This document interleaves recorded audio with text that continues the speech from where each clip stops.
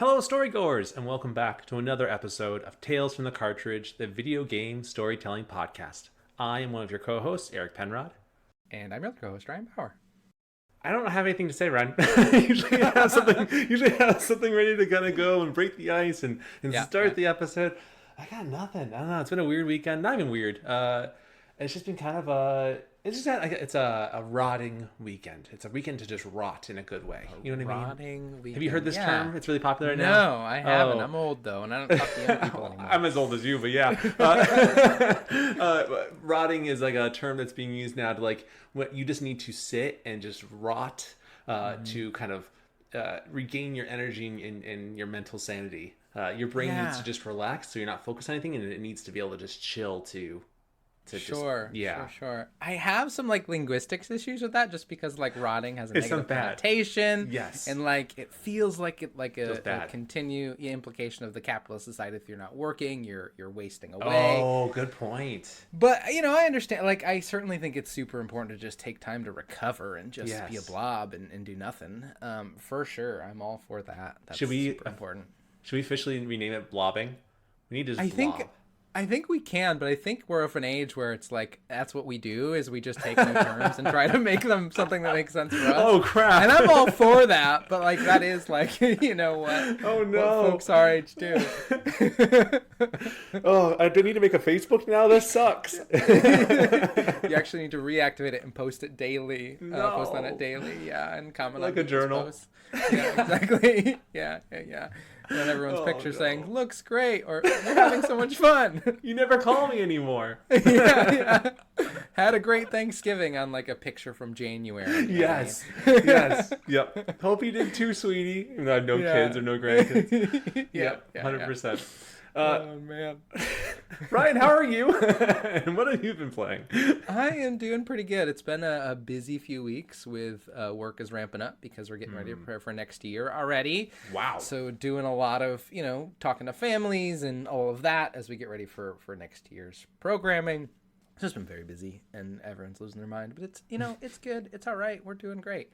What I've been playing, a bunch of like little stuff. I still haven't like found something I've been sitting down and played a ton. Just kind of goofing around. Against the Storm, I just started playing recently. I heard folks talking about it. It is a roguelike city builder where you build a city and you get resources, and then you have to build another city nearby, and you have like a map, and you'll have to try to get across the map, but you can only go so far from your first city. And then after like a certain amount of days, the map gets wiped away. Oh. And the resources you gathered, then you can reinvest in like points, so that next time you can go a little bit farther. You can build the city a little bit bigger. You can be more efficient. It's very fun. It like captures the thing I like most about city builders is like that beginning phase where you're like starting to build things out. Yes. And then as you like it gets so big, it's like, well, this is nothing. I'm just doing this for nothing now, which I do enjoy. But it's very fun. So I'm very early into it, but I've been really enjoying it. And that just came out last year. It's great. I just looked it up on my phone, so don't forget it. It's really great. Definitely check it out if you like small city builders, and like it's very fun. And each city you make has to look a little bit different because there's certain attributes of where you're building, and you have like starting people, and the 3 different types of people have different needs. It's very fun, very cool. Definitely check it out. We have been playing some Lethal Company with our friend Dave, which has been very fun, very scary and very funny, and just like that game is so perfect for humor in all of the best ways, and it's also very spooky. But I hate March. March is the worst planet. I don't care what anyone says. I get lost there all the time. I'm sick of it. I'm sick of looking like a doofus. I can't find the ship when I leave the fire exit. I'm done with it. I don't like March. I don't want to go back to March. Front entrance only for this guy. I'm not using the back entrance.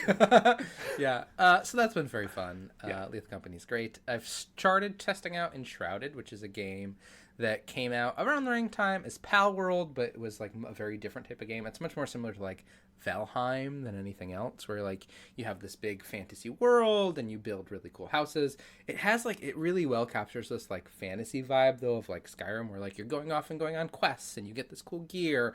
It doesn't feel as intense as Valheim, where like traveling across the map was kind of a pain. You can fast travel anywhere at any point. It's really fun. The building is great. It's a little bit janky considering the access, but fun. And then the demo for Lightyear Frontier came out like yesterday or on Friday, and that's a game that is like not doing anything like amazing or magical, but just like has the best vibes of like I don't know why, but I really enjoy like the space Western farming vibe a whole bunch. Same like Outer Worlds. Outer Wilds has this as well. Like, banjo players in space. There's something about that aesthetic that I just really love a whole lot. Of like space Western that is like gritty and old and fun. Yes. So that was very, very fun. The demo was great. I'm excited to play more. Just a bunch of little things. But Eric, how are you? And what have you been playing? I'm good.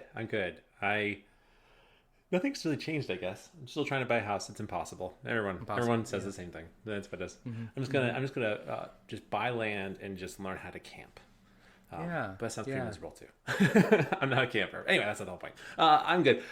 You were right, Ryan. We've been playing Lethal Company. I didn't mean to take the stage from you. I didn't mean to Kanye West you in terms of that, so I apologize. But no, I just wanted to just proclaim. I had like a trigger, and like I just thought of all the times I got lost in March and then died a horrible death. But it's so much fun. Actually, before we got on here, we were kind of talking about things. And I just was reading the lore of Lethal Company, and it was very, very, very Five Nights at Freddy's and kind of appealing. You know what I mean? Like it's something about horror games and backlogs that just like really grab me. But I think people in general, just because of like kind of the way these things go, compared to like I don't know. Any other game that's like not horror, like there's a backlog, like whatever, I don't care what happened, I just want to play. You know what I mean? Like I don't care about the world, I just want to play. That but then if it's a horror, you're like, oh, what happened to these people that I'll never meet or really know about? This is terrifying. I mean, I'm always playing Fortnite still. Still really like it. I'm a master at I don't know if this will mean anything to you or not, but I'm just gonna say it. I'm a master at the grapple blade. I'm pretty good. Wow. Amazing. I've dedicated my life to the blade of the grapple blade. It's just like this grapple hook that just you just go really far distances when you grapple onto things and fly forward. And people just don't know what to do with that when you come at them, because it's more for traversal than anything. It's not very strong, but when you come at somebody, you're just spinning around, throwing this blade around. No one really knows what to do with that, and then you get some pretty good kills. I have not won a game with it by only using the grapple blade yet, but I became close. I got, I think, 10 kills with it and came second once. I was very, very frustrated. I wanted that win so bad. But that's not the point. And then I've been playing Assassin's Creed Mirage, but man, is it not hitting for me. It is really, really, really not hitting for me. And it really, I'm using the word really a lot. It's really, I need to stop using that word. It hurts me a little bit because I had built up, the developers kept talking about how much they're going back to basics and really improving upon Unity. And Unity was kind of like the parkour aspect of the game. And Unity is my favorite of the series, my favorite game of the series in terms of the gameplay, and it's just not feeling like that to me. It feels almost like, and you played Mirage, I think, right, Ryan? Yeah. I'm curious what you think, if this feels right to you as well. It feels almost like a better version of Assassin's Creed Revelations or Assassin's Creed 3, or even maybe Black Flag, like a better version of that, but not to what Unity was. Yeah. It just feels a little clunky still to me. It feels a little bit weird. I don't love the starting side missions. I feel like they don't go cohesively to what you have to begin with. So I wanted to like do the side missions first, and then I realized like I'm not equipped to handle these side missions yet. They're way too, and maybe it's just me. Maybe it's a me problem. I don't know. But it just didn't feel cohesive to me. So I've been kind of sitting with that. I think I'm gonna put it on the back burner for now. And I don't know. Say what you will, Ryan. Don't leave. When I say this, I'm curious how you feel. Okay. I have been fighting the urge to buy Suicide Squad Kill the Justice League. I've been really there's nothing about it that like screams you need to play this, and it definitely is not the Arkham games, which I love the Arkham series. But I've always been a Rocksteady fan, and if you are into games and you know kind of what's going on in the world, there's a lot of hate towards this game right now. But I'm always in the camp of, I don't know if this is hate for the actual reason of hating, if it really is truly a horrible game, or if it's hate because we live in a culture that kind of embraces hate, and like we all get on the bandwagon to get the views and get the notice on YouTube and all these things. Because I have heard people say it's good. It's not perfect by any means. I've heard there is problems with the game, but that's also normal too. So yeah, I'm fighting it. I almost bought it the other day, and I realized it's $70, and that just It is feels $70. so heavy to buy that at $70. Like 60 felt right to me. I was like, I can pay 60. I can do that.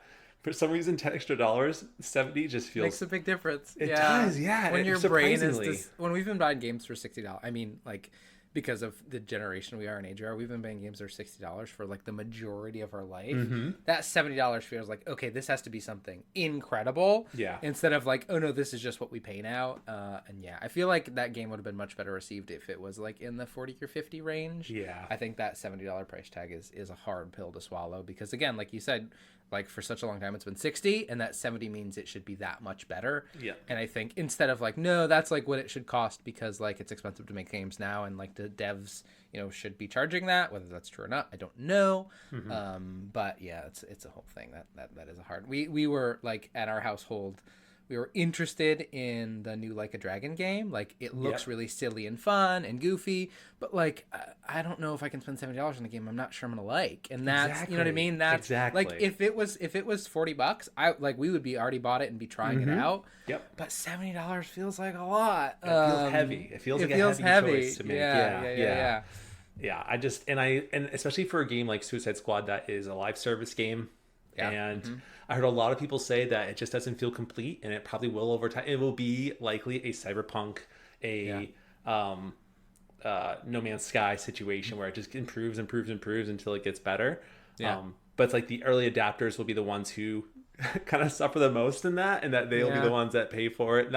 It's not like a Hades 1 situation where it just gets better and better, and like you enjoy the experience at first, and it just only gets better. It's a little different than that. So yeah, I'm kind of just sitting with it. I already see some places have it on sale. Like here in Maine, Books A Million has it for 20% off already, which I was like, wow, for physical. And I was like, if I bought physical media still, I would totally do that maybe, but we'll see. I don't know. Totally off topic, but yeah. So we'll see what happens with that. Yeah, I'll be curious to see if you make the jump in and if you give it a go. I'm excited to hear about it. I no spoilers. I don't know anything.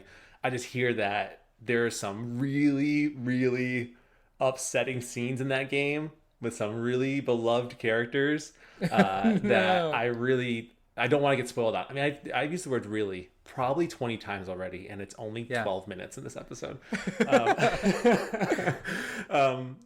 But I want to see, caught myself. I want to see what happens before it gets spoiled for me. Because there's going to be that YouTube video that just spoils everything in the title and the thumbnail. And I'm desperately trying to avoid that. But that is the first world problems that we face in this day and age, I guess. Whatever.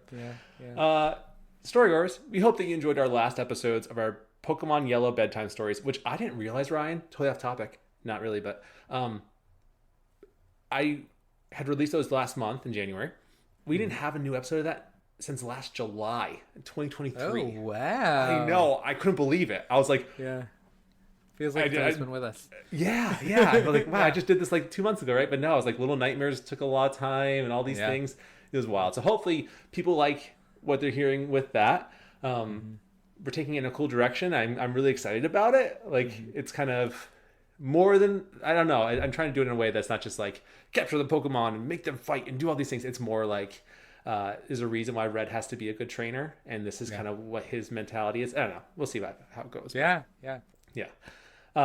Storygoers, you can always email your thoughts, feelings, and perspectives to talesfromthecartridge@gmail.com. All of the E's are threes. You can also find us on our social medias or by leaving a voicemail or text at 207-494-4334 and answering our Spotify poll questions down below if you're on Spotify. And we will read all those and listen to those in a future episode. Speaking of, we have a write-in today. Woo! Yeah. Ryan, do you want to read the write-in so I don't have to keep talking? Sure. Hello, Eric and Ryan. I've been really enjoying all the Pokemon Yellow bedtime stories as an OG Pokemon fan. It helps me go to sleep on nights when my mind won't relax. I want to write in and ask who are your go-to starters and why. I always go with water types as they help with those early gyms. At least they did in the early games, and I stuck with it. What a great question. We I don't know if I've talked Jay about is a this. man of culture, or Jay is a person of culture. A person of culture, yes. yeah. Yes. A person seemingly in our demographic. Yes. As far as age. So yeah, wants to know what our starter options are. I think there are so many that I don't know in Pokemon. So many starters I don't know, and so few that I do. We'll go OG with it then. We'll go OG okay, with it. Yeah. That makes sense. Okay. So Eric, you want to go first? Yeah, I was actually going to clarify. I think Jay is a person of culture because they stick with water types, as I do. Now, it's really hard to pick between the original three. Bulbasaur, Charmander, and Squirtle all hold a special place in my heart. Actually, I have a tattoo of them because I like those are like the Gen 1 and Gen 2 hold a very special place in my heart. That just are very special. But gun in my head, that's always very drastic. Who's gonna put a gun in someone's head about this? Yeah. Hoosier starter Pokemon. I always go Squirtle. Squirtle's my go-to starter. I love Bulbasaur. I love Charmander, but something about Squirtle just makes me feel all happy inside. Squirtle is my favorite starter for sure in terms of Gen 1. Yeah. And Totodile is awesome too. He's Gen 2. I like him too. Totodile is great. Yeah, Totodile is great. Yeah. I'm in a different camp, Eric, in that I always go with the fire starters. At least I did back in the day. Love Charmander. Big fan of dragons and lizards and dinosaurs, specifically when I was a kid. Big dinosaur fan. I think that's why Charmander spoke to me so much. They're like a little dinosaur with a fire tail. And that design was very cool, as well as like... I just really like the idea of a fire starter for some reason. Yeah. So I always went with Charmander, and then like Cyndaquil is my main as well. Not that like you said we only talk about Gen 1, but Gen 2, like we said, is also really wonderful. And I do love Cyndaquil a whole lot. So I always go with my little dinosaur Charmander. I don't particularly love Charizard a whole much. I think I know it is a hot take. Like his design I don't find as interesting for whatever reason, because he's just like a big dragon, which is like makes sense, but there's something about like Charmander's design that I think is more interesting and more lizard and dinosaur like. Which Charizard is still great, but and like a big part of the definitely backpedal. Whoa, and like a big part of the narrative of Pokemon, which was like my main exposure to Pokemon was the TV show, and the movies, and then of course the games as well. Yeah, and Charizard was a big part of that. So was Squirtle as well. But yeah, Charmander all the way, I think. Well, Ryan, it seems that I will be the victor between the two of us in a Pokemon battle. It's true.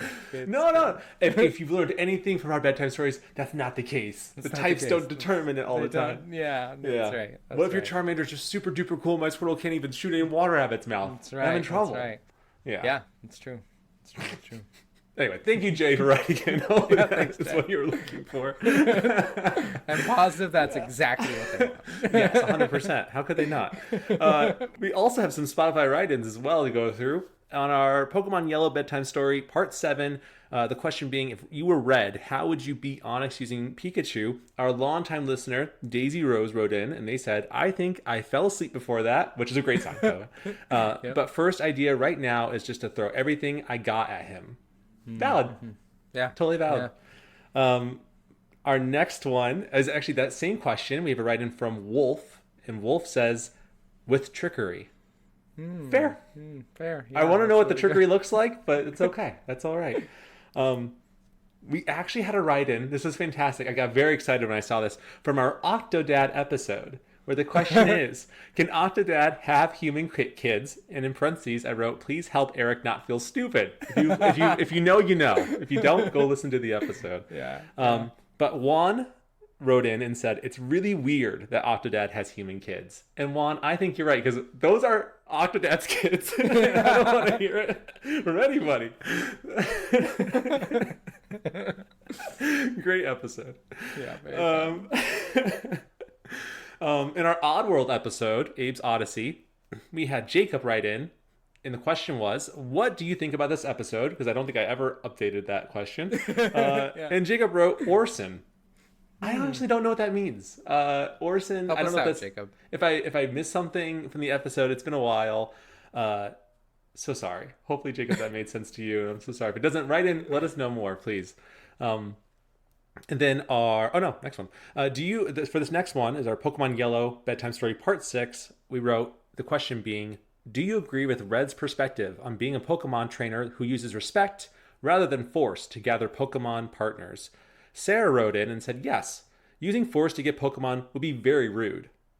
100% agree. I'm so happy you're listening because you're the person, Sarah, that we're writing this for. 100%. In our Bread and Fred episode, our question was, what do you think the letter was about that was trying to be sent? The whole point of the story, right? Paul wrote in and just wrote Fall Guys. I don't know what that means. I don't know if the suggestion for play Fall Guys is on the letter, which is a good game. So maybe that's what Paul was looking for. And then our next one was, what games are you most excited for to come out in 2024? This is our DLC episode about the most anticipated games in 2024. Paul wrote it again and wrote a new Kirby game, which actually would be very fitting. I don't know when Lost... what was the last one? What was it called? Lost Kingdom? No. What was it called? I know he was turned into a car. I forget what it's called. Just came out. Apparently very good and very fun. Yeah. Kirby and the Forgotten Land. Yes. Good job. Yeah. Good job. Yeah. That came out last year, 2 years ago? 2 years ago, I think. Yeah. So it's kind of time. I think it'd be time for a new Kirby game. Maybe next year, also 2025. Mm-hmm. Yeah. And then for our last one, for our Pokemon Yellow Part 7 Bedtime Stories, again, if you were Red, how would you beat Onix using Pikachu? Paul wrote again and said, can you do a Kirby story or maybe a Little Nightmares 2 Campfire story? Doesn't answer the question, but honestly, yes, we'd like to do both of those. Still soon. helpful, yeah. Hopefully we can do those soon. I think a good Kirby game would be fantastic as a bedtime story. And Little Nightmares Little Nightmares 2, is a great story to tell for Campfire Story. The first one, or the first Little Nightmares story, did very well. There's obviously very much of a passionate fan base in that, and I think that continuing that bedtime story series would be really good. So I think sometime this year we'll be getting to those eventually. So yes. But storygoers, please write in, answer some questions, write in about your thoughts, feelings. We'll be happy to answer any questions or share our perspectives. We'd love to get your perspectives as well. If you feel it in your heart of hearts to support the show, please donate to our Patreon. We have, for just $1, exclusive scripts from our episodes. We have exclusive episodes as well. We have joint episodes of our bedtime stories and our Little Nightmare Campfire stories all bundled together. So there's only one intro, one outro, and then the whole story in between. For Pokemon, it's the first 5 episodes. And for Little Nightmares, it's all 4 parts. And then moving forward, our hope is to bundle every 3 episodes of Pokemon together, or any of our future shows together, and release those on Patreon for you for just $1. Just $1, and you download those, which is super cool, we think. So hopefully you do too. And of course, the warm, fuzzy feelings of supporting your favorite podcast. Wink. Why did I do that? That was a little cringy. I'm sorry. I didn't mean to. I'll edit that out. It's always good in a purely audio medium to wink, but then say you're winking to really tell folks that. Like, I've never done that in my life. I don't know why that felt like a good idea. It felt very organic, but in a horrible way. Yeah, live in that space. I don't want to. It feels uncomfortable. If you want to rate us on Apple and Spotify, that'd be great. We've had so much engagement in these last 2 months. We've had so many people follow us on Spotify and review us. We're at 22 reviews right now. We're at 4.7 rating, which is awesome. Another one of you gave us 4 stars. Thank you. It hurt a little bit, but we'll take it. Constructive criticism. And yeah, that's all of our what's it usually called? All of our what's that term called? Yep. What is that term called? Yeah, what is that term? We're old. Not note keeping. Nope. Whew. What is that word? Man, I really do have to make a Facebook account now. This sucks. Story. We're going to cut this. Oh, we have to cut this our whole loss of memory. Yes. Something keeping. Keeping. Should we just name it ourselves? Should we just do our own naming? We could. Again, I think generationally that we're out of that game. Crap. But you're right. I can't rename things anymore. What is it called? It is something keeping. Liz keeping. There it is. There it is. You found it. Yep. Oh man, whatever. Doesn't matter. We'll come back to it. We'll come back. It'll come to us. We'll say it, and then you won't hear any of this, storygoers. Yes. It'll just be us saying the exact right thing in the right moment. It's like right on the tip of my tongue, right there. I cannot think it. Yep. Okay. Morning meeting. That's not it either. Thanks for doing our morning meeting. Yep. Anyway, story. Is that it? No, I don't think so. Okay. Man. It doesn't matter. How early can Alzheimer's start to set, right? I don't know. For a friend? I'm not sure. I don't know enough about it, but maybe we should know more about it. Yeah, we should. That's scary. Yeah. But anyway, Ryan, would you like to do the honors of telling the storygoers what our episode is about today, or this DLC episode? I would love to. Which what a way to say that. We're doing an Am I the A-hole or Am I the A-hole? Is that what? Am I the A-hole? Am I the A-hole? We do keep it PG here. Am I the A-hole? But Love Edition, all about. It's February. It's the month in which Valentine's Day falls here in the United States, and I would assume everywhere else. I don't know. Everyone follows the United States as example. It's true. Yeah. Exactly. So we oftentimes here at Tales will, tie that into our DLCs, and sometimes our stories, usually not our stories, but at least our DLCs. So we're talking about love. So we're doing Am I the A-hole, but related to like relationships and companionship and love. And so that's what we're doing. We've got 6 examples for you with some different video game characters in their situations, and we just are gonna do what we normally do, which is have like really deep philosophical conversations about the human experience by telling these silly made-up stories. Perfect. bread keeping, what is that word for that thing? We're gonna have to keep all this in. What is it? Sorry. Yeah, the more we keep referencing it, the more we have to then keep it in to then say this. What is it? Oh man, whatever. All right, jumping into it. Ryan, may I read the first I would love one? if you read the first one. Yeah. Okay. Because I know nothing about this. Okay, interesting. No, not at all. No, I know vaguely about this because I have a different game. Got it. I went down this rabbit hole. All right, here goes the first one. Long story short, without really saying too much, my wife was sacrificed and her body used to create my bionic arm. Some folks say I should have found another way, while others argue it was necessary for the greater good. I needed someone who I was physically and emotionally attached to make this work. Am I the a-hole for going through with this, considering it involved my wife's remains? This person was alive beforehand? I guess so. No, it's never stated. It's never stated in the game if this wife's sacrifice was made specifically for this arm, or this wife passed and then was decided you'll become this bionic arm. Yeah, those are two very different scenarios. Very different. I think. Yeah, it's sometimes you get those "Am I the a-hole" stories where they don't give enough context. Yep. You kind of like figure out with the context that you have if it works. Yeah. So yeah, like I mean, it's really hard to know. Because I think there's a world in which like, if she had already passed, it was like in her will, I want to become my husband's arm. Right. That's no questions asked. All things good. Consent was given.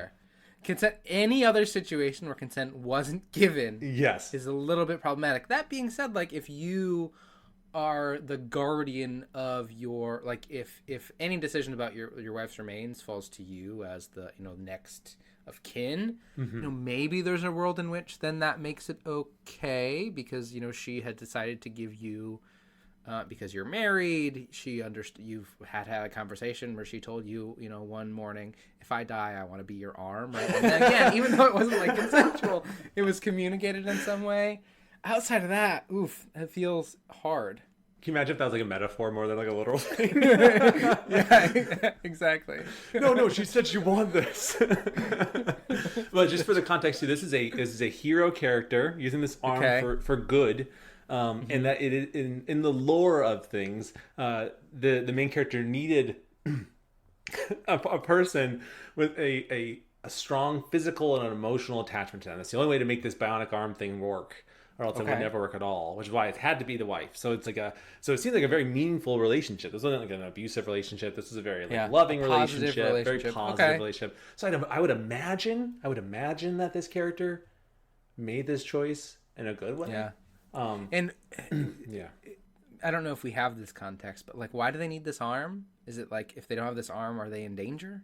No, they're saving people. They're heroes. Oh, they need this arm to save the world. Yeah, yeah. And as anyone with a bionic arm does, I would hope. the moral responsibility. So are they the only one with a bionic arm, or they're just a person with a bionic arm? You know, Ryan, you're asking the great questions here. I don't have answers to this one. That's fair. We don't have it in this. We don't have it in this. I should have done more research. I know of this. I played a different game with this character in it, which is why I know of this in a way. But I never played this specific one. If I'm being very honest with you, I try to break out the mold of what we've only not doing the ones we've always done. You know what I mean? Yeah, I think it's a great idea. I think it leaves room for us to talk nonsense. Yes, which is great. Yeah. I'm gonna jump in. I'm just gonna jump in, Ryan. I'm in that camp as like when I'm gone, my body doesn't really mean a whole lot anymore, and so I'm going to be under the assumption that this person did a thing that would be probably consented to by his wife, or by their wife, I should say, and that this arm almost even one could even argue. I don't know if I'm arguing this, but one could argue that this honors the wife. Mm-hmm. By using their remains to do good, you know. Yeah. I think one could say that. So I'm going to say, because of the idea that there need to be a strong physical and emotional attachment to the wife for this arm to work, that this person is not an a-hole, and that they're doing good with this arm, which makes them not an a-hole. Is it super weird? 100%. That is definitely not something you open up with on a date. Or really in any context. I guess I would never really say that, but yeah. I would say if this is something that you're thinking about, you should like have an open conversation with your partner. If this is something that could happen in the future, storygoers, if you think you might need your partner's remains so you can have a bionic arm, start talking about it now. It's always important to, put it in the will. These types of things. Put it in the will. Have a living will. Super important, to have these conversations so that people don't have to make tough decisions. You can make your own decisions. I think I agree with you. I hope my partner does. I hope my fiance uses my remains as a bionic arm. I think she'd get a big thrill out of that. Yeah. And to do good, to do good. I mean, it'd be basically just doing everything I already do now. Like, bionic arm, make some dinner. I don't feel like making dinner, and I'm like, does this bionic arm have a mind of its own? No, not at all. Not that I know of. It really does a lot of cool, like the hand kind of shoots out and grapples onto things from far away, and it's very strong. I think that's all it does. Okay, I don't understand why you need someone's remains to create this, but in the lore of the world, it's required, and I'm not going to question the lore of this world. We're talking about love, Brian. Let's stay on topic. We're talking about love. Is there love here? I mean, I certainly think I think I agree with you. I think we are both people who don't like hold a lot of high regard in our mortal physical being outside of like its purpose to continue to exist. And I think once we pass away, you don't really care what happens to my body because I'm not using it. So if it can be used for anything, I mean, most bodies are either just kind of cremated and then put somewhere or honored in some way. This feels like a great way to honor someone's remains and whatever is needed. So I think I agree with you here. As long as there was consent, I think I agree with you here. Yeah, which I think is implied. If this was a positive relationship, I think it would probably have to be. Yeah, I think it's important to note that. If they didn't note that in the post, I feel like that wouldn't be. It would be really hard to decide. But yeah, for sure. So storygoers, you have one more second to think of who you think this is, and if you think they're an a-hole. As without further ado, the answer is Nathan Spencer from the Bionic Commando game. This is from like 2009, I think. What a deep cut. Bionic Commando, or at least Nathan Spencer, I think he was a new version of the game, a new protagonist for the game series. He was in Marvel vs. Capcom 3, which is where I found him. He's a Capcom character. And I found out from really enjoying that game that his arm was made out of his wife's remains, which I thought was very strange. And that kind of always stuck with me for a long time. I never played the game. Which I probably should have now that it stuck with me. But so yeah, as I was thinking of like what characters stick in my mind as a weird relationship, this one kind of popped forward in my mind. So what a weird situation. That's kind of and plus so sad. You have to look at your bionic arm, which is massive. This arm is massive, by the way, like stupidly massive. Like it stands out in the worst way. But to always think about my dead wife is on my arm all the time. That's kind of like that's like a how do you grieve that? I think but I think there's also like something to like positive about that grief of like she's always with me, she's helping me do these things I want to do to be successful. Like there is certainly something to it is. I think that grief, I don't want to speak for anybody. I haven't like lost somebody super close to me and understand what that grief is like. But I think I imagine there's probably something positive to like every single day that person passing is making your life better and easier. Not that it should always be about your life, but that person is still kind of with you, supporting you in some way that I think that might make things, make things easier. Maybe also harder.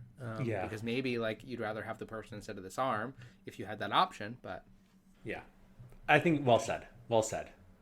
So I think officially not the a-hole, unless other people have other perspectives. We'd love to hear other perspectives on this thoughts. One. Yeah. Ryan, would I do the honors of the next one? Sure, yeah.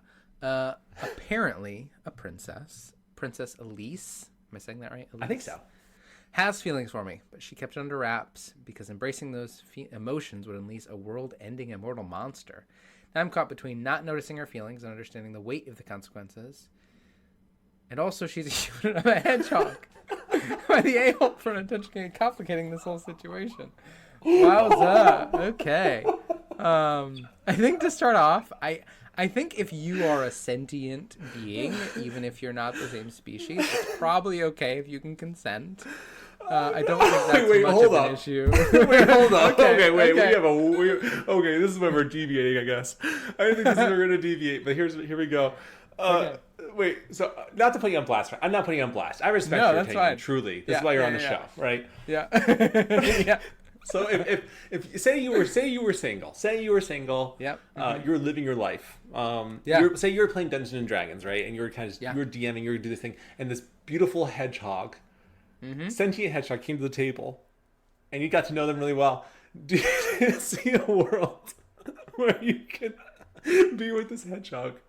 I think like if they are, giving you the things that you need to have a happy, successful relationship, I think you can overcome any type of, as long as it isn't something where like they can't consent in some way, or that like you know what I mean? I mean, I think like I don't think it super matters that you're a different species unless there is some, problem there where like I don't know. I see where you're coming from. It makes sense. Yeah, it is weird. It is a weird situation, 100%. And like, but I don't want to like yuck anybody's yums if they're into like anthropomorphic beings. You know what I mean? That's true. Okay, that makes sense. I think like the more complicated is if she is allowed to love you, a world-ending monster appears. Like that's I think very problematic. That's a downer. And it puts you in this situation. It puts the individual, this hedgehog, in a really difficult situation where either, and also like whether you like this person or not matters, because if you don't like this person, then even though no matter how much they like you, you owe them nothing. If you don't like them, you don't like them, and you just have to communicate that. Yeah. But if you do like them, playing that out means everyone will die. Lots of people will die. Some people will die. And I don't know if that is worth... I mean, again, it gets into this really deep philosophical question of, like, is my happiness more important than the happiness and the existence of everyone else? This just took a turn I was not expecting. This is wild. I would say in that situation, I think, like, you maybe have to say, I'm so sorry, like, this isn't... But I don't know. I'm not in that situation. I can't make that decision. But, like, as an outsider, like, I think, like, some people... there's a really, deep philosophical question, which is more important, the individual or the collective? And, like, in this situation, what's more important? Yeah. And I mean, I think there's like, is this person aware? Is the princess aware that if she embraces I believe so. If I remember correctly. Okay. Wow. Yeah. That's a heavy. It's situation. A heavy burden. That's a heavy burden. Like, hey, this person likes me. Maybe I like them. Maybe I don't. If I do, and we go through that, everyone dies. Yeah. If I don't, I hurt this person's feelings. And then they show emotions anyway. And maybe everyone still dies. Which, like, maybe game creators, it's a little bit problematic that a person who's presenting as female's emotions ruin the world. Let's maybe tone it down a bit. But that's the world we're in this situation, and that's wild. Yeah. I don't know if this person is the a-hole. I think, like, if somebody likes them and you don't like them, you're not an a-hole. No. Right? That I wouldn't say. And if somebody likes you and you like them, but everyone dies if you like them, I don't think you are then the a-hole in that situation either. I think the only situation you're the a-hole is if they like you, you don't like them, you don't communicate that, and you continue to lead them on. Yeah. And then, like, the world still ends, I guess. Yep. I don't know. What a wild one. I don't know if you meant this to be as wild as it is. It's wild. Nope, not at all. But I love it. I would have said this for the end if I knew this was going to go down this rabbit hole. But I love this. This is the fun part of it, right? This is cool. Yeah. You brought this up. I just thought this was hilarious. Probably because I knew the context of it. It was hard to see it in the funniest way possible. But you're making fantastic valid points, Ryan. And the idea that, like, you are not responsible for other people's emotions, right? Is what you do with those emotions and how you reciprocate them or not, and how you kind of set those boundaries that really define if this person's the a-hole or not. So like, for this person to know all these things, they would really have to decide, am I committed enough to accept these feelings and deal with the consequences that could then also impact other people around me, which could make them the a-hole in that situation, I think. Yeah. Or turn this person down, but hopefully in a way that can keep them in check with their own emotions. But again, that isn't your responsibility. It's kind of theirs, unfortunately, which I don't think makes them the a-hole. I don't think it makes this person the a-hole. Yeah. And I guess you're right, Ryan. If they are cognizant enough and mentally and emotionally mature enough to consent to a love of this kind with a human, and them being a hedgehog. Sorry, I just picture in my mind of this thing. Yeah. But to each their own, right? To each their own. Yeah. So I'm gonna say, for me personally, I'm gonna say no. This person's not an a-hole. If you're right, I think if they lead them on, that is bad. They are an a-hole. That doesn't sound like that's the case here. What they do need to do, though, they're not responsible for this person's emotions, but if they reciprocate the emotions and this person shows emotion from this and unleashes a world-ending immortal monster, that is unfortunately on this. That responsibility is on this person now, because that is kind of the natural consequences of accepting those feelings. So yeah. Which is, I think, unfortunately, sometimes that happens to people.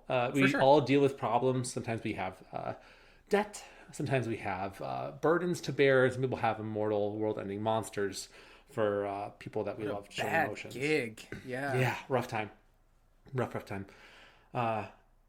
Did you say? Sorry, I kind of went on no, a tangent it's okay. there. I think I agree with you. I don't think this person is an a-hole in this situation. I guess unless they are are not articulating those emotions they're feeling to that other person or leading that person on. Because, like, if somebody likes you and you don't like them back, even though that might feel good to, like, continue that, but then that is at the detriment of another person, then yes, you are an a-hole. Yep. I would even say that, like, it isn't necessarily wrong to, if you both feel really, feel strongly about each other and you continue with that, you just have to accept the consequences, and you can both be an a-hole and still have that happy situation, but just understand that those consequences may hurt others. Yep. And, that's not okay, but I don't think you could fault somebody for, necessarily wanting to be happy. Right. Unfortunately, at the expense of others, which isn't great, but it's kind of a lose-lose situation. Seriously. If you like this person, it's a lose-lose situation. Either you tell them, hey, I care about you, but I'm not willing to, live with the consequence of what will happen if we do this, or you do it and live with the consequence, or you lie and say, hey, I don't actually like you, even though you do, to save others. It's just a lose-lose situation all around, I think, unfortunately. Yeah, 100%. I think, you put it perfectly. Yeah. So, I mean, who could this possibly be? You're wondering. Who could this I'm sure possibly be? storygoers, you're biting at the nail to know the character, to know who wrote this in. So, without further ado, who could it be? It was, of course, Sonic the Hedgehog from the classic, the beloved Sonic '06 game, where they do in fact kiss. Spoiler alert! If you haven't played this game from almost 20 years ago. Yeah, they kiss. And at a time I think that was really frowned upon, but maybe you're right. Maybe we have grown as humans to really see a different perspective now. But who here, who can, you know what, Ryan, this is a joke, but almost serious. Yeah. Who here can say that Sonic isn't more human than us? Yeah. So true. What does it even mean to be, a sentient being, right? Like there's so much complication there. He blasts through with Sonic speed. I can't say that. Yeah. Enough said. All right, next one. Oh, man. Look, storygoers, stop the episode and just go into your web browser. Is that an old person thing? Go into your Safari, go into your Google Chrome, just type in Sonic '06 Kiss. You'll see it. Yeah, it's kind of understanding of the situation. Full understanding, yeah. This is one I want people to write in about. Please share your perspectives. I want that one. That one that's awesome. What a great pick, Eric. Should have ended with that one. That would have been That's perfect. Okay. We've got lots of really good ones here that I'm excited I hope so. Yeah, we'll see. This next one. I've got this knack for chasing after ancient treasures, but it's putting a strain on my relationship with my wife. She wants stability. I want adventure. Some say I should prioritize her, while others argue that my passion is part of who I am. Am I the a-hole for constantly putting our relationship on the line for the thrill of ancient discoveries? Very Indiana Jones, like. Yeah, insane. Very much so. I guess it's one of those situations where, like, does my passion in life hinder my relationship to the point where it is creating a deficit, and I am the strain, and is it worth tying this person down if I'm not going to make a sacrifice for the betterment of my relationship? Yeah. I think, like, in this situation, I don't think you are necessarily an a-hole to have things that you're passionate about and that you really want to pursue. I think you are an a-hole if you don't communicate that with your partner because you're scared of the consequences, right? Like, I don't want to tell you that I want to go do this thing because of the consequences. Like, that's not a healthy communication relationship, right? If you're just going to go do something, or if you're going to have something that's important to you but not share it, but then hold it against that person, or, like, let it get in the way of your relationship, I think that's not okay. Right. And I think there's nothing wrong with faulting the person for wanting stability while you wanting something different. I think that, like, we change very much throughout our lives, and it's very, I would say probably pretty common to, like, change what you want out of life as you get older or as your situation changes. And I think there's nothing wrong with that. I think that's something all humans do, but you have to communicate it to your partner. Yes.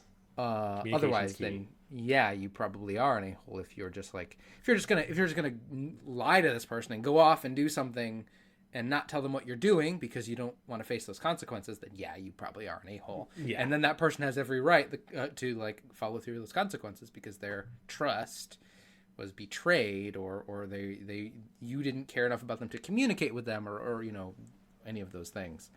Yeah. I think it all entirely depends on if you communicate that or not. I don't think you're an a-hole for wanting those things, or necessarily putting that before your relationship. If you've communicated that's what is important to you and the other person has accepted that is okay. I don't think that's inherently bad. I think it's not okay to not tell that person and then, put their life and what their needs are below yours. Right. I think yes. I think you're right, Ryan. I think it's almost like a question of, like, can my relationship handle the strain of this passion I have? Will my partner be at a deficit emotionally or physically or mentally from this thing that I love to do? And if so, is it worth continuing this relationship if this passion clearly outweighs the desire to want to make the relationship work, right? Because then you're kind of just leaving your partner on the hook, so to speak, of, like, stringing them along, and, like, in their hope that you change, which is up to that person to want to change, not up to the wife. So and then I think you also go on a separate route as well and saying, like, is it fair of this person to want to change this aspect, because this is an aspect, it sounds like, that has always been a part of their life, that this partner, this romantic partner, this wife, agreed to marry them, right? Probably knowing of this. So is that then fair for this person who wrote in to now have the changing circumstances or the pressure to end this passion they have when they've always had it? Yeah, very true. That's a really good point I didn't think about. That when you're getting into a relationship, whether that's marriage or not, with somebody, you're agreeing to take them as they are in that moment, not what you hope or imagine they will be in the future, because that's just not a fair expectation. Yeah. If this person has communicated to you, if like the person who wrote in said, "Hey, this is important to me, but I'm okay with putting that aside and focusing on this relationship," that's a different situation. Right. I think, that's I didn't really think about that when you're giving a relationship to one, you really just need to accept who they are in that moment and nothing else. Right. Because anything else is unfair to that person. You can't force someone to change. Right. So true. Yeah. So true. I think, like, with anything, if it's something that's important to you, it's important to communicate that. And if you're okay with giving it up, communicate that. And if not, it's also important, like you said, to say that it's not, so you can talk and work that through and decide if it's going to work out or not. Yeah. What an interesting one. So I guess I would say no, they're not the a-hole, because this is something that both parties agreed on. I would imagine, like, I'm taking this as like they agreed upon this going into this marriage. This hasn't changed. This is like a new passion. This is a passion they've always had.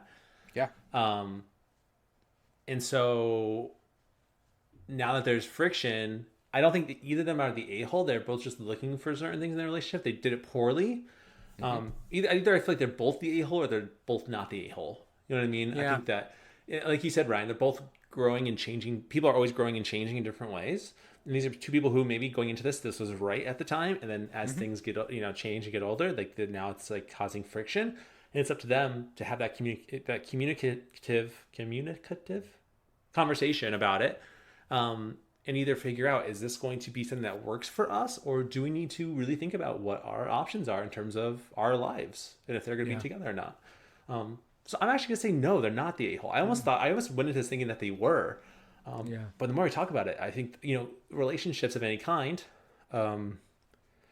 it's a two-way or more sometimes way streets. And it has to be both people have to work in it to make it work.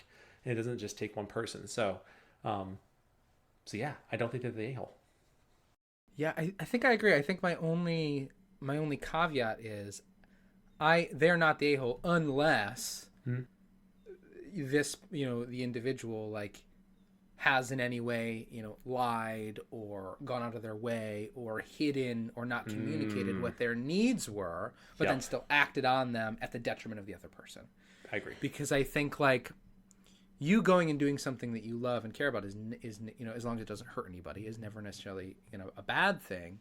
But if you doing that, like you said, creates a deficit with the other person and not with you, right? You're getting everything you need, they're not getting everything they need, right? Then that isn't an equal situation, and it's on both parties to communicate that, right? Yeah. It's not fair to always assume, if things are stable, that person wants that stability, but it's also not fair to assume that person would be okay with you doing things you care about at the detriment of them. So I think, like, if in any way they are getting everything they need at the detriment of the other person, or if they go off on an adventure and die, and then that person never gets closure, never understands what's happened or why they left, like, that then leaves a situation where the other person is the only person who lost, right, which isn't okay. Right. Yep. Fair enough. Okay. So without further ado, storygoers, the video game character that wrote this Am I the A-hole post was none other than treasure hunter Nathan Drake from the Uncharted series. And this is something they actually tackle in the game. So if you haven't played the series, it's actually very interesting to watch. I don't know if I necessarily agree with what the outcome was in that game.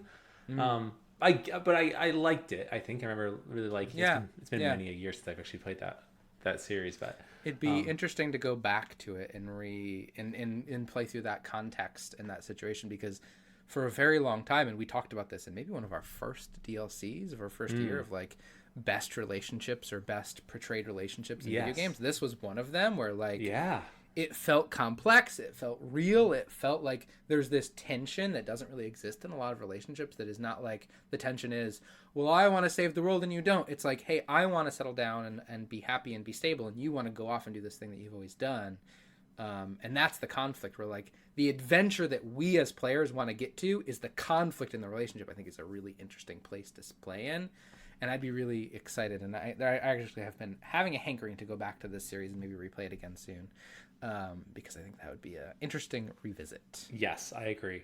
That's actually the first Uncharted. We covered that already. So if you have any interest, you should go listen to it. Maybe one day we'll get to Uncharted 2. That'd be a maybe. One to, there's one line in that game. I really want to say it out loud. There's a line that I just want someone to say it, and it's so good. It takes place in the jungle, if you know what I'm talking about. I'm pretty sure it's Uncharted 2. Such a good line. Made me laugh every time. Eric, do we want to do one more? Do you have time to do the other 3 of these? Do you want to pick one? I don't want to strain your time too much. If maybe there's like, I'm happy to do all of them. I don't have anything else going on, but I know you have a time constraint here. Let's do this next one and then see where we're at with time, and then cool. Okay. Yeah. Sounds good. Okay.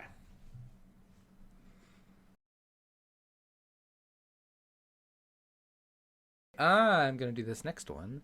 So I've developed feelings for Edie. Edie? Yeah. Edie? Our ship's AI, but it happened after she got a sexy robot body. Some crew members think I'm being superficial for now only considering a romantic relationship. I'd argue it's about her ever-evolving consciousness. But am I the a-hole for not realizing my feelings till after she had a physical form? Oh, that's really interesting. Ooh, hard one. Yeah. Brian, you're getting the really intricate. I'm just realizing I did not set this up in this way. No, that's you're okay. Getting the deep it. thinker ones. You know what I mean? Like these are heavy. Yeah. This is heavy. I think there's a lot going on here. I think there's a lot going on here, and I think there's a lot to talk about here. Yeah. Eric, do you want to jump in first before I dive in, or do you want me to dive in first? What do you think? I can dive. Yeah, I'll dive in. And go ahead. I'd love to hear your thoughts on this. Yeah. I think originally when I originally reading this one, I was like, yes, this is kind of superficial. This feels very fishy. You know what I mean? But then I came at it from the opposite perspective, and I thought, what if this video game character just never had the thought like of romantic feelings, and being that this was just an AI program within a spaceship, right? Never had the idea of it until all of a sudden they had a physical form, and it just popped in their mind, and it just kind of connected that, oh wait, now that you have this physical form, this all makes sense to me now. So it feels less superficial because the idea of being romantically involved with just an AI maybe wasn't enough. Though again, it's interesting because was it just the physical form that like made that connection for this character, and the fact that they are a sexy robot person now? I mean, is it superficial? Can it be seen as superficial? I think so, from the outside perspective. Though I think it is valid if this person's saying, I'd argue it's the ever-evolving consciousness of this AI that I've been attracted to, though it seems like that was never the case until this body came into play. So it's really hard. I don't know. Yeah. I guess, and it seems like if this is a spaceship's AI, this must be a very, very intricate, very evolved, or very like a strong AI presence or consciousness, if you want to even say that. I would argue maybe it's a consciousness. I don't know. I would say. I mean, it feels like that. It seems like from this post. So I don't know. I'm almost leaning towards no, they're not the a-hole. They're maybe just a little superficial, but right. But even then, I feel a little wrong saying that. I almost feel like it's wrong to kind of put that on this person where like, I don't know. It's almost like the idea of like, no, it's not like this at all. I was like listening to an audiobook and like, oh, this person sounds cool or something. And then like all of a sudden you see them like, whoa, that seems a little superficial too, honestly. So I don't know. Yeah. I mean, I think it's a complicated situation, and there's a lot of factors we don't maybe have details on that would matter. Like if this AI, if this person acted on these feelings, right, that matters, because if you just are attracted to somebody and it maybe isn't a positive situation, but you don't act on it, it might not be okay, but you're not necessarily harming anybody. I think there are some situations where, you know, maybe that's a illness that you need to get support for. I don't know if in this situation is that, but like sometimes that attraction can be, you know, an illness that you need some support if the being you're attracted to can't consent, and any acting would lead to, you know, taking away something from somebody else. So if this AI is conscious and can consent and is like a living being that can, you know, make its own choices, then I don't think there's anything wrong with being attracted to something that is, you know, attractive to you. I don't think there's anything wrong with that. I don't think you can fault folks for that. What matters is how you act on that. Right. If you, you know, and I think there's also something too in some situations for some people, you could be physically attracted to somebody first, and then as you get to know them, become attracted to like who they are as a person. And I don't think that is necessarily something that makes someone an a-hole. I think you would be an a-hole if you're not interested in talking to this person, you're interested in getting to know them at all, but then you've communicated you want those things, right? That's not okay. Right. But I don't think anybody, at least in my opinion, I don't know if you can fault anybody for just being attracted to a being that is, you know, itself to you physically attractive, as long as being attracted to that being doesn't harm anybody else. Right. Or others, or is in a situation that maybe that it's not like morally by culture okay, because the being you're attracted to can't agree. But I also think you are probably being superficial, at least initially, but I don't necessarily think that makes you an a-hole to be superficial, unless, like, again, you say that you want something more than superficial and that's not true. Yeah. If that makes sense. I think so. I must see it when you make really good points, right? Because I imagine this person kind of being on the ship, and the idea of like being attracted to an AI that's a part of this ship only. There's no physical body. The mentality of the other people on this ship and what they might think of that could be really terrifying, or really like scary to think about, like the hazing that could happen, or just like the internalized thoughts of this person, or just even the external, like what they could say to this person if they said that out loud, that they had feelings for an AI. Could be very scary. But then with the physical body, kind of opens up the possibilities of expressing these newfound feelings necessarily that maybe they didn't realize they had. I guess my big question is, what is it about this AI and about this physical form that this character feels an attraction to compared to maybe another person of their species, or you know, like why is it this AI that is an attraction to you to seek a relationship with compared to someone of your own? It's like what stops you from wanting to pursue that over this relationship? You know what I mean? Like I think that's the biggest question I have. So if it's like the sexy robot body that is the attraction, I'm like, okay, then maybe you're kind of like an a-hole. Maybe, you know, that feels a little. But if there's something about this AI that is really attention grabbing, or something that is very different than maybe someone of your own species that really does connect with you on an emotional, mental, and physical level, then I would say that no, that doesn't make you an a-hole. Yeah, I would also say I think like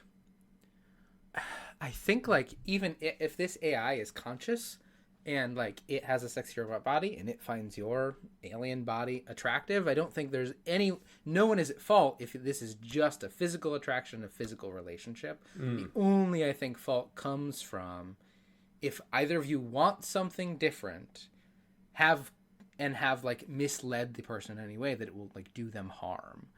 I think that's when the situation gets like even more difficult, because I think I don't know if you can necessarily fault like somebody, like you said, for not being attracted to a ship's AI when it feels so alien and different from you. When this like sexy robot body could look pretty similar to you.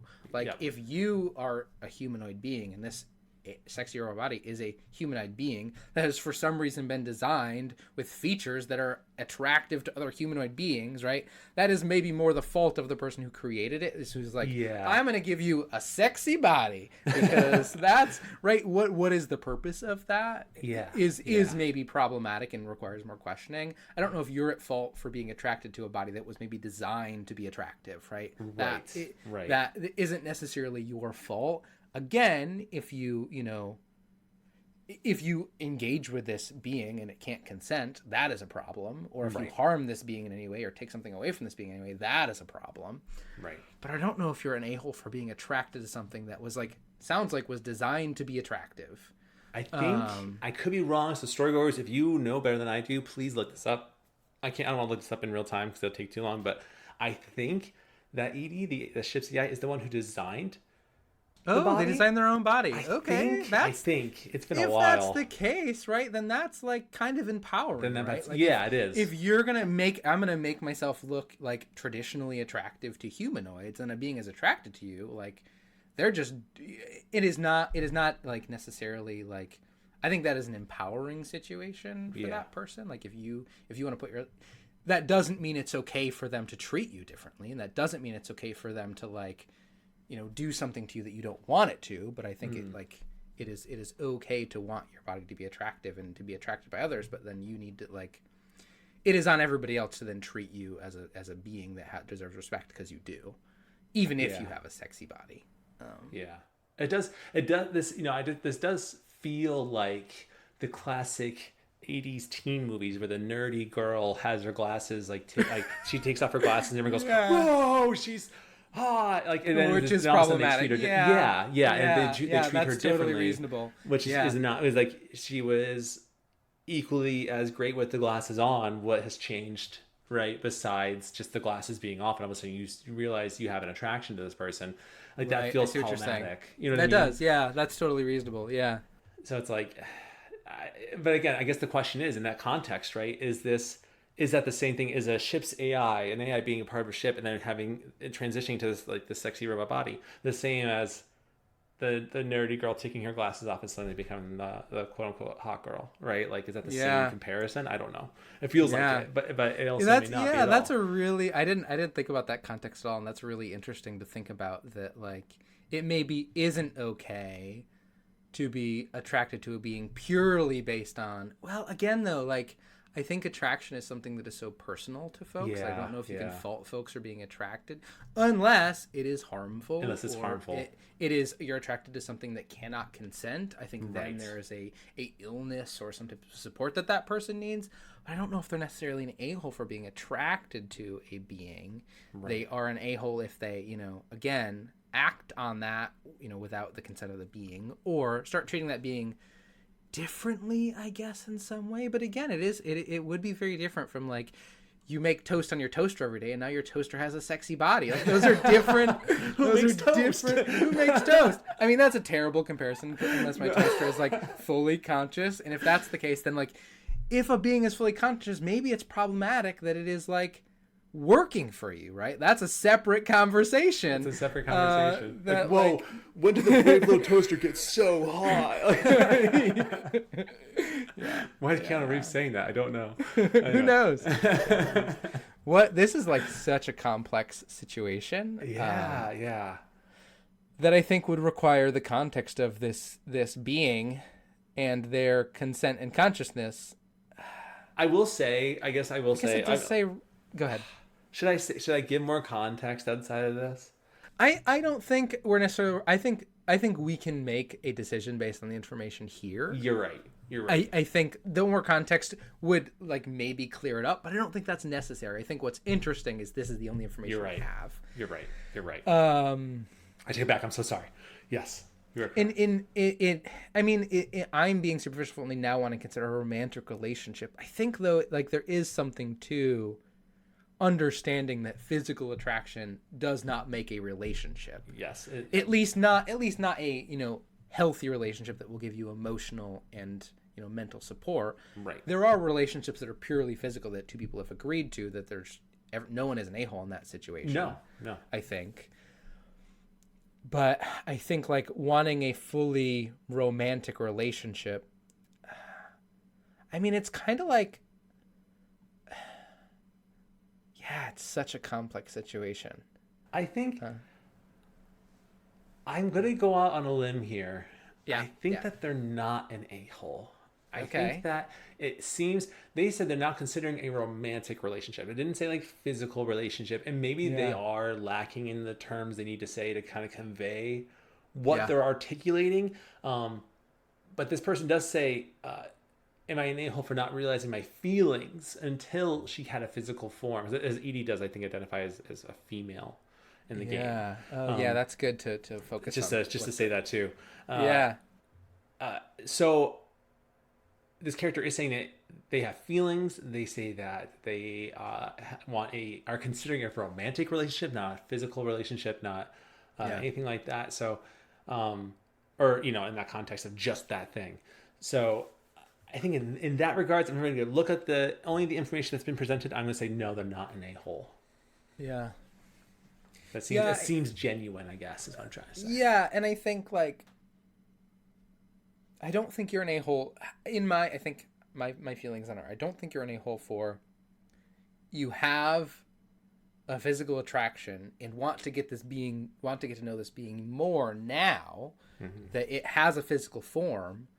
I don't think you're necessarily an a-hole for that. I think it entirely depends on that you're going into the situation planning to respect the wishes and the wants of this being as well. Yeah. Yep. It's so wow. How's the? So you're saying not? I think I'm saying no. I think I'm saying no. With the information we have here, I think I'm saying no. Yeah, same. Okay, all right. Without further ado, storygoers, I'm sure for those of you who love the series, Edie was probably a big giveaway. But the character that is in this Am I the A-hole was Joker, the pilot in the Mass Effect series, the first trilogy there. So yeah, it's just like in the series, Joker never says anything about it in the first 2 games that he has any feelings for Edie because he's always the pilot. He talks to Edie a lot. Edie's like the main AI, right? Oh, that's interesting. Like that they talk a lot and they have a relationship of some kind. It's more like a working relationship the first 2, and then it's not till the 3rd game where she gets this new body that all of a sudden Joker's like, so it is kind of interesting. Like, was it, what was it that brought this on? Just the physical body, or is it like the connection that now this AI that I've talked to for a long time has a physical form that I can be connected to? That's not a spaceship. Yeah. Interesting. Yeah. So. Yeah, is it cool if we end there? Is that all right with you? Ryan? I'm totally happy with ending there. Yeah, those were we're at an hour 12, hour 10. We had some really great conversations. Some wild ones. Yeah, more so. And we have other ones to go over the next time. We can do some more for sure. Another time. Yeah. We never had an episode where we've said that everyone's not an a-hole. I didn't realize that. I thought someone would be an a-hole here, but I guess not. I guess love conquers all. Love conquers all. Yeah, I think the story here is that you're never an a-hole for, whether it's a sexy robot body or a robot arm. Or a hedgehog. As long as everyone is consenting, it's probably okay. But storygoers, let us know what you think. Is anyone actually an a-hole in this situation? Would you have a robot arm based on your partner's remains or made of your partner's remains? Let us know. Email us your thoughts, feelings, and perspectives to talesfromthecartridge@gmail.com. All the E's are 3's. Our social media. Leaving us a voicemail or text at 207-494-4334, or look down below if you're on Spotify. I'm sure we have a poll question about it. Let us know what your thoughts are. Who is the a-hole? Who is not the a-hole? Are you finding Sonic attractive? We'll ask all those. Maybe not. I won't ask the last one. I'm a little afraid to ask. I'm a little afraid to open the floodgates on that one. But let us know your thoughts, feelings, and perspectives, and we'll happily share those in a future episode. Enjoy. For all those who celebrate Valentine's Day, enjoy it. Have fun. And if you don't, cool. You do you. Yeah, it's a made-up holiday. It doesn't really mean anything. Every day should be Valentine's Day. Yeah. With your partner if you want to be. So enjoy it. But Ryan, as always, fantastic hanging out with you. What an interesting time. Yeah. And storygoers, we will see you in the next episode. Bye. Bye. Well, Ryan, it seems that I will be the victor between the two of us in a Pokemon battle. You make toast on your toaster every day, and now your toaster has a sexy body.